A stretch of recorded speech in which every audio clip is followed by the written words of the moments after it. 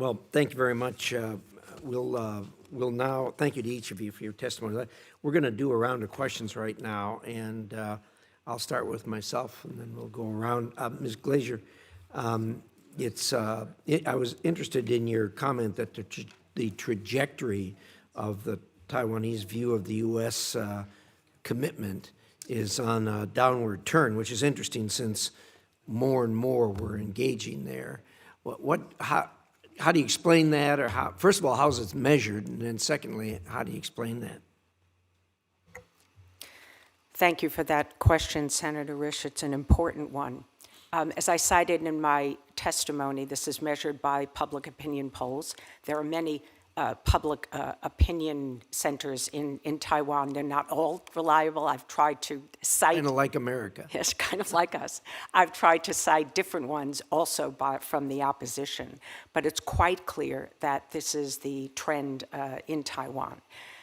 Decline in confidence in whether the United States will come to Taiwan's defense. And I think there are several reasons. One, of course, is PRC narratives, disinformation, propaganda that is really quite prevalent in Taiwan. Secondly, there are some domestic narratives in Taiwan that also generate this sentiment that the United States is just simply not reliable.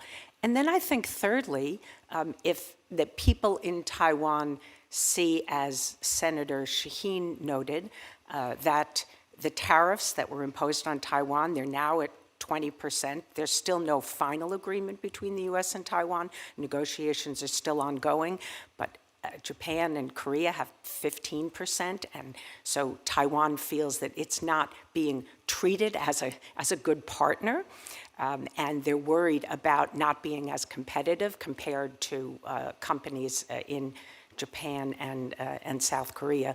And then, of course, was the inability of their president to transit through New York.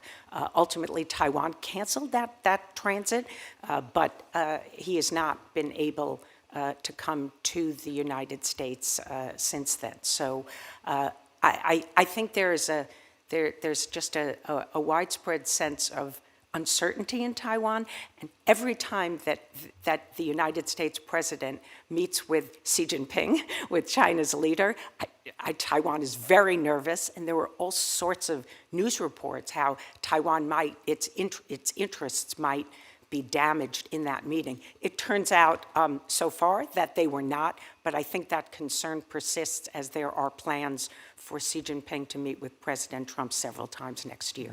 Good explanation. I appreciate that. Dr. Dickey, I heard in your testimony your concern about the AIT, the American Institute in Taiwan. Could you, we've dramatically increased some of the economic and security cooperation we have with Taiwan. So what are your thoughts about what needs to be done there?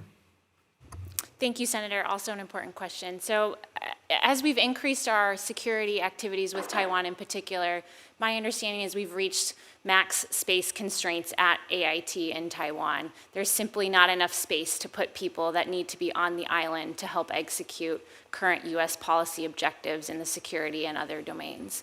I think it's well past time to direct state to do a review of the footprint at AIT and to consider whether a second or third facility needs to be added, an annex of sorts on the ground in Taiwan to allow for more people to be on the island. Thank you. I appreciate those thoughts. Senator Shaheen, Dr. Dushy, you mentioned in your statements just now military matters related to Taiwan, capabilities, planning, and that sort of thing.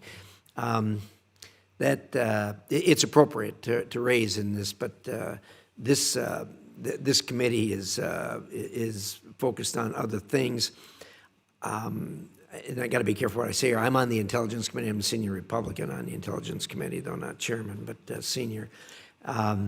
There's a lot more to that, and as you mentioned, it's not appropriate for public dissemination, and we hope it stays that way. But I just want the record to be clear that there's a lot more to this when it comes to the military preparedness and the military planning regarding Taiwan-China conflict. With that, that's about all I can say about it. So with that, Senator Ricketts, thank you.